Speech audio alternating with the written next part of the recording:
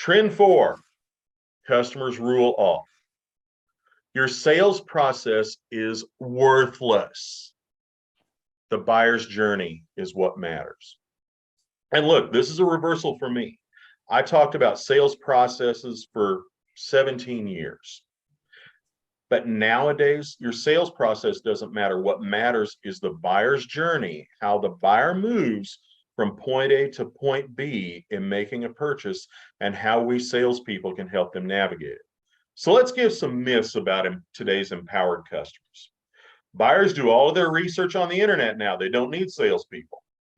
They only buy based on price, and they only contact you wanting a price. And buyers don't have any loyalty these days.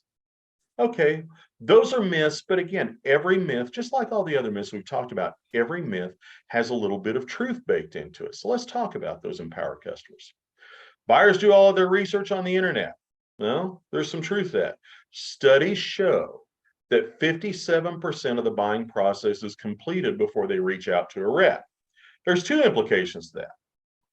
Number one, if you have been active in prospecting and you have formed some sort of a relationship with that buyer before they reach out to a rep, well, you're probably going to be the rep if they reach out, and you have an opportunity to participate in that 57% and maybe set their standards.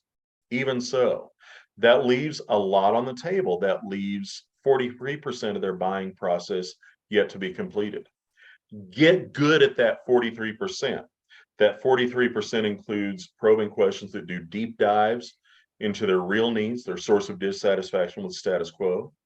It means giving presentations that show you the advantages of buying from you, of adopting your game plan for fixing their problems. It means getting good at handling objections. It means getting good at closing sales.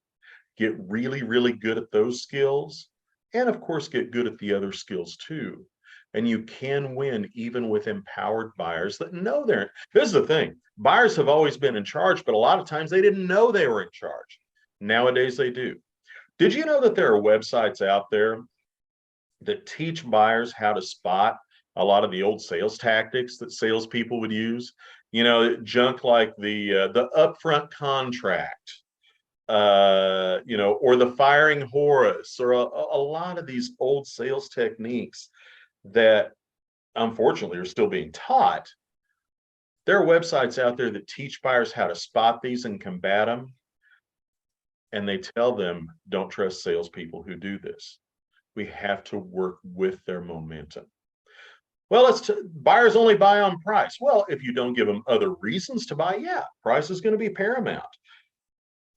Your questioning, your ability to ask great questions of your buyer is going to help you understand other reasons that they would buy other than price. Get better at questioning, at deep dive questioning.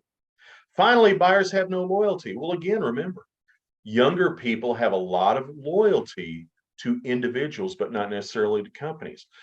The people that buyers have loyalty to are salespeople who respect their buying process and who work with their sales process instead of just trying to jam them into the sales process that we have.